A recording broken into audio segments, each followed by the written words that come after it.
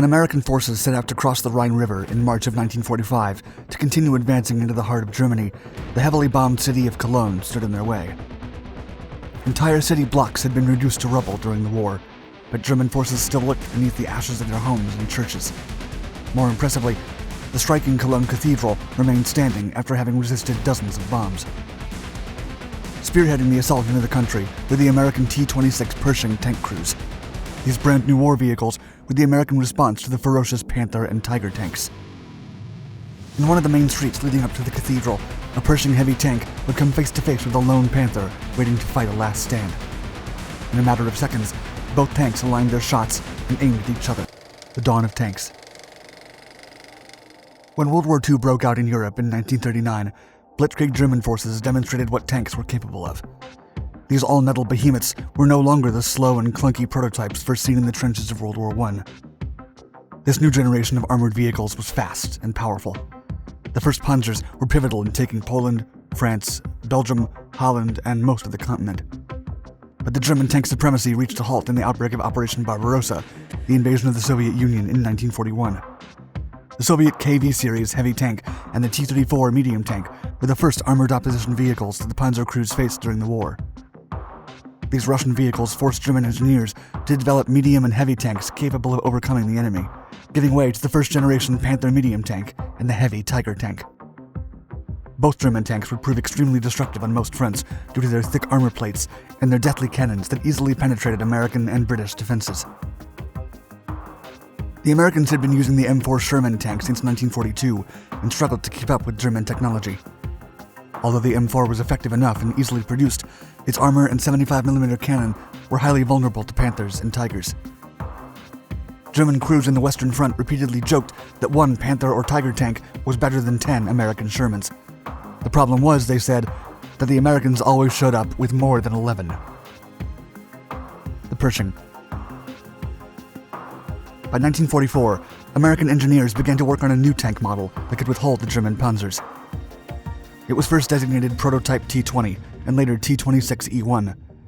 The tank would carry a 90mm cannon, 4 inches of frontal armor, and a new transmission. It was classified as a heavy tank because of its 40-ton weight. Besides its thick armor and powerful cannon, this tank had a different firing mechanism. In contrast with the Sherman, which had a firing button on the floor that was activated by the gunner's foot, this had a trigger on the grip used to rotate the turret. When it was finished, the model was baptized as the Pershing tank in honor of the U.S. general that led the American Expeditionary Force during World War I.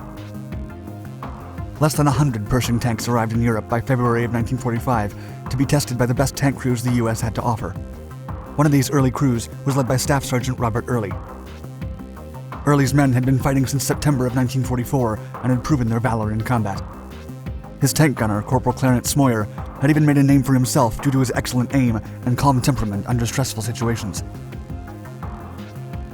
The tank crew tested the Pershing and immediately knew it was a powerhouse that could single-handedly take out a German Panzer. After a few days of practice, Early's crew was told that they would be spearheading the assault into the city of Cologne.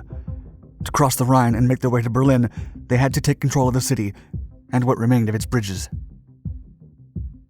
Action in the streets. On the night of March 3, 1945, the American 3rd Armored Division arrived in Cologne. The 2,000-year-old city founded by the Romans was crumbling, ravaged by Allied bombing raids. The Reich's 4th largest city had lost more than 90% of its population, and few civilians still roamed the wrecked streets. What was left of the city was defended by the surviving members of the 3rd Panzergrenadier, 363rd Volksgrenadier, and 9th Panzer Divisions. The German troops were retreating to the banks of the Rhine to prevent the Allies from crossing. When most of the Cologne bridges were destroyed, some armored units stayed behind to keep fighting.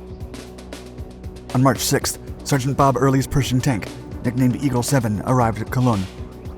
Corporal Smoyer heard his Lieutenant Bill Stillman say, quote, "Gentlemen, I give you Cologne. Let's knock the hell out of it." The Eagle 7's crew included Sergeant Early, tank gunner Smoyer, loader John DeRiggi, driver Woody McVeigh, and radio operator Smokey David. The crew was idling at an intersection in Cologne, while some Sherman tanks advanced nearby towards the cathedral. The street was blocked, and the entire column of U.S. soldiers had come to a halt. Minutes before, the Eagle 7 crew had spotted a Panzer IV lurking across the streets, and a firefight had broken out. A civilian car was caught in the confrontation, and 2 civilians were wounded when both tank crews confused it for a military vehicle. The streets were silent once again, and the German hunter had disappeared. While Eagle 7 waited for the medics to tend to the injured civilians, 2 Sherman tanks from Fox Company advanced towards the Cologne Cathedral through another street. Led by seasoned veteran Lieutenant Karl Kellner, the tanks and the supporting infantry made their way through Komödienstrasse Street, which led to the train station. When the tanks stopped before a large pile of rubble, a German Panther aimed at them from a concealed position across the street. German Lieutenant Wilhelm Bartelborth then ordered to fire at the Americans, and 2 47mm shells tore through Kellner's Sherman so quickly that his crew was not able to react.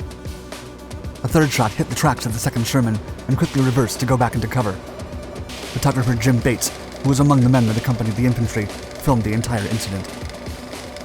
From the burning Sherman, Lieutenant Kellner emerged without his left leg. Some men rushed to aid him, but he perished an hour later.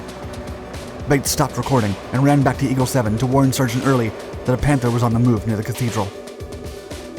Both men ran across the street to see where the Panther was. They spotted it aiming directly towards Komödienstrasse Street, where the Sherman lay burning. The Panther was standing still in front of the cathedral, defiant as if making a last stand.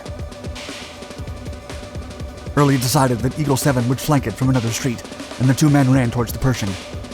Early laid out the plans to his crew, and Bates ran to a nearby building to record the inevitable confrontation. Standoff. As Eagle 7 moved towards its objective, Early told the Sherman crews to stand back. Tank gunner Smoyer told Early he would aim at the Panzer's hull to guarantee a clear hit. Early replied, quote, "Shoot whatever you want. He's just sitting there like he owns the place." The crew loaded an armor-piercing round for a last reload, and Smoyer turned the turret to the right as far as he could to avoid hitting the adjacent building. Lieutenant Bartelborth knew an unknown tank was coming because of the particular sound it emitted, and turned their turret straight to the corner in which Eagle 7 would cross. American crew members McVeigh and Davis were the first to spot the Panther as it was pointing at them. McVeigh then nervously hit the pedal to avoid the Panther's line of fire. Bartelborth and his crew were confused. They had never seen a Pershing before, and they thought it could be a German tank. Those seconds proved valuable, as Smoyer did not hesitate to shoot, and the Panther immediately caught fire. Bartelborth and 3 crew members ran for cover. In Eagle 7, DeRiggi loaded another shell that was followed by another hit. The gunner inside the Panther tried to get out, but a third strike prevented it. The German tank exploded in bright flames. Smoyer would later tell HistoryNet, quote, "People always ask why I fired 3 times, not giving the German crew a chance to fire. Well, that was the rule. Any crewman still alive in that Panther could have pulled the trigger, and with that powerful gun pointing at us, we would all be dead and not here to tell the tale." Meanwhile, photographer Jim Bates captured the whole encounter, even closing his shot with the spires of the imposing cathedral. Bronze Stars. For their actions during that fateful day, Staff Sergeant Robert Early and Tank Gunner Corporal Clarence Smoyer were notified that they would receive the Bronze Star. However, it was uncovered that Smoyer had interacted with some German children in the streets. Since fraternization with the enemy was forbidden, the military police removed his name, and the recognition was nullified. Thanks to the petition placed by author Adam Makos to recognize Smoyer's bravery, the Army reconsidered and awarded him the Bronze Star 75 years later. 3 additional Bronze Stars were also awarded to the rest of the Eagle 7 team, becoming one of the most celebrated crews in Army history. Smoyer, a 21-year-old frail-looking officer during the battle, would be known from then on as the hero of Cologne. Like, comment, and subscribe to our Dark Documentaries channels to watch more content, and let us know in the comments below what you think of the tank's actions in Cologne.